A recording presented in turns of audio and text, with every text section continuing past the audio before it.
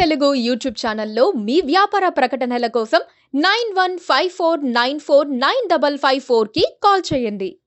Hello everyone, welcome to KTV Telugu. KCR ఇప్పుడు రాజకీయంగా గడ్డు పరిస్థితుల్లో ఉన్నారు. తెలంగాణ ఉద్యమం ప్రజల్లోకి వెళ్ళినప్పటి నుండి ఆయన ఎత్తుపల్లాలు చూసి ఉంటారు, కానీ ప్రస్తుతం ఉన్నంత ఘోరమైన పరిస్థితి చూసి ఉండరు. నమ్మి నెత్తికెక్కించుకున్న వారంతా నట్టేట ముంచి వెళ్ళిపోతున్నారు. పదవులు, ఆర్థిక ప్రయోజనాలు పొందిన వారంతా తమకు హోదా ఇచ్చిన అధినేత కుమార్తెను అరెస్ట్ చేస్తే కనీస సానుభూతి చూపించడం లేదు. దీనంతటికీ కారణం కేసీఆరే. అవకాశవాదుల్ని తెచ్చి నెత్తిన పెట్టుకోవటమే కారణం. భారత రాష్ట్ర సమితిలో ఇప్పుడు ఎవరు నమ్మకమైన నేత?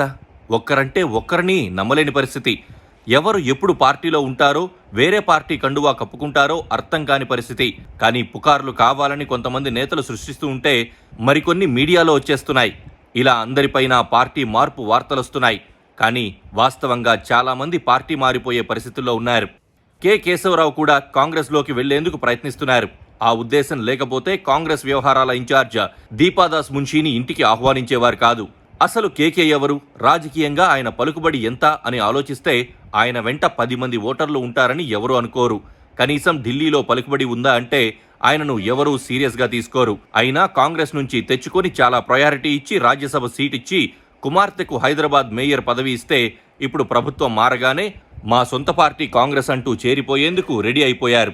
ఇలాంటి అవకాశవాదం ఒక్క కేకేనే కాదు, పార్టీ విడిపోతున్న అందరిలోనూ ఉంది.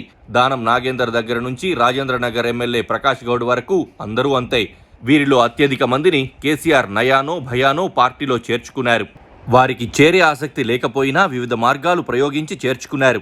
వారి వల్ల ఆయన ఎంత లాభపడ్డారో తెలియదు, కానీ కష్ట సమయంలో మాత్రం తీవ్రంగా నష్టపోతున్నారు. వారంతా మరో ఆలోచన లేకుండా గుడ్ బై చెప్పేస్తున్నారు. కేసీఆర్ తాను గుప్పెడ మందితో తెలంగాణ ఉద్యమాన్ని ప్రారంభించారని చెబుతారు. అది నిజం కూడా.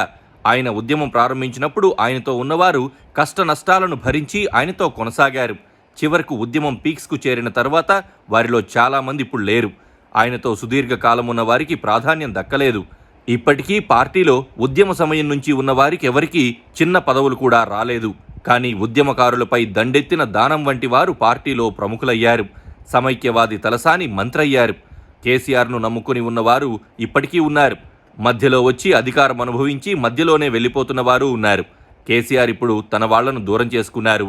అధికారం కోసం దగ్గరకొచ్చిన వాళ్లు దూరం అవుతున్నారు. ఇది కేసీఆర్ స్వయంకృతమే.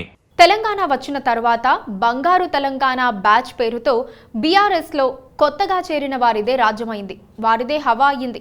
ఇలాంటి వారంతా పదవులు, అధికారం, డబ్బు సంపాదన కోసం వచ్చిన వారే. ఇలాంటి వారు అధికారం పోగానే వెళ్ళిపోతున్నారు.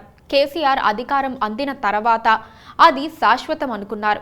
రాజకీయ వ్యూహాలతో ఫిరాయింపు నేతల్ని అంటిపెట్టుకుంటే చాలనుకున్నారు. కానీ ప్రజలు మరో విధంగా ఆలోచించారు. ఇప్పుడు కేసీఆర్ నమ్ముకున్న నేతలు అధికార పార్టీలో చేరిపోతున్నారు. వారు అధికారంలో ఉంటారు, కానీ కేసీఆర్ మాత్రం ఒంటరిగా మిగిలిపోతున్నారు. అటు ఉద్యమ సమయంలో వెంట నడిచిన వారు దగ్గరకు రాలేరు. దగ్గరకు తీసుకున్న వారు అధికారం కోసం వలసపోయారు. ఇప్పుడు కేసీఆర్ మళ్ళీ మొదటి నుంచి ప్రారంభించాలి.